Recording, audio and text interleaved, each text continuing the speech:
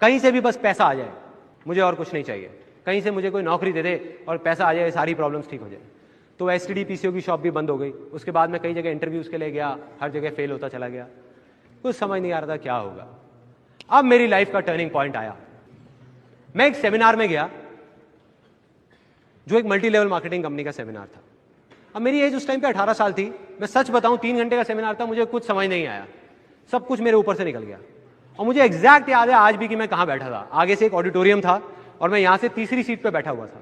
मैं देख रहा था और इस जगह पे एक 21 साल का लड़का खड़ा हुआ था। जब तक वो बोलता रहा, मेरे दिमाग में कुछ नहीं घुसा, सब ऊपर से निकल गया। लेकिन एंड में उसने एक बात बोली, कहता मेरी एज 21 साल है और मैं महीने का 2.5 लाख रुपए कमा रहा हूं।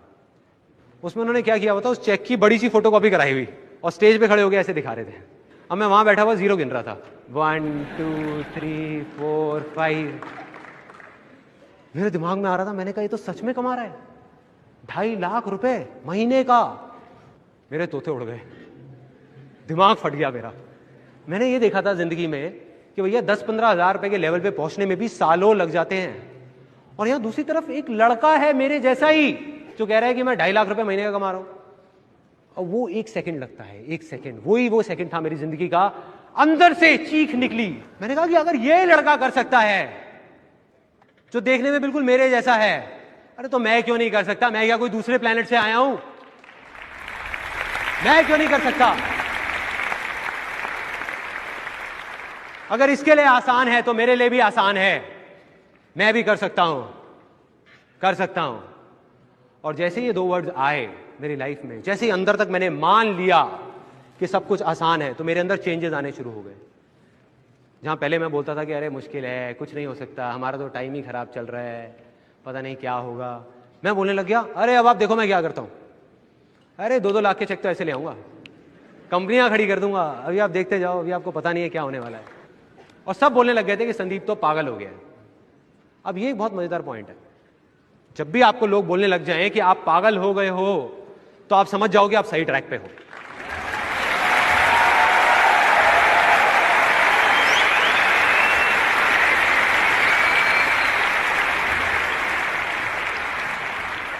थोड़ा सा तो पागल होना पड़ेगा। वही हुआ, मैं पागल हो गया, अजीब अजीब बातें करने लग गया। मतलब अंदर से मुझे लगने लग गया बहुत आसान है। लैंड फर्टाइल हो गई। एक स्टेप कंप्लीट, दूसरा स्टेप डिस्कवर करना था कि क्या करना है। अब 2 आवाजें थी, बाहर की आवाज, अंदर की आवाज। मैं उस आदमी को जिसको मैंने स्टेज पे देखा था, उसको देख करके मैं सोच रहा था कि मुझे ऐसा बनना है। वो ये कर रहा है तो मैं भी यही करूंगा और मैं 2.5 लाख रुपए कमाऊंगा। मेरा इंटरेस्ट नहीं था, मेरे अंदर की कोई आवाज नहीं थी, सब बाहर की थी। तो मैं वहां 20-25 लोगों को लेकर के गया उस कंपनी में, एक ने भी ज्वाइन नहीं किया। और जिनको लेकर के जाता था वो मेरा और ज्यादा मजाक उड़ाते थे कि भाई कहां लेके गया था तू? और वो कहते थे तेरा 2.5 लाख का चेक आएगा, उसमें थोड़ा हमें भी दे दियो। तो मतलब मैं फेल हो गया बुरे तरीके से। 2 वजह थी उस फेलियर की। एक ये कि वो मेरे अंदर की आवाज नहीं थी, दूसरी ये कि मैं शेयरिंग नहीं समझ पाया था। मैं वहां लोगों को उनके फायदे के लिए नहीं लेके जा रहा था, अपने फायदे के लिए लेके जा रहा था। मन में क्या था, एक 18 साल के लड़के के, मुझे अपनी फैमिली की प्रॉब्लम सॉल्व करनी है। भाड़ में गए ये लोग, तो मैं लोगों को बेवकूफ नहीं बना पाया। तो अब ये जो मैं फेल हुआ, वो मेरी अच्छी किस्मत थी या बुरी किस्मत? बुरी है, अच्छी कैसे हुई? उस टाइम के हिसाब से तो बुरी किस्मत है ना। लेकिन यही बेवकूफी है, क्योंकि बुरा तो कुछ है ही नहीं इस दुनिया में, क्योंकि जो होता है अच्छे के लिए होता है।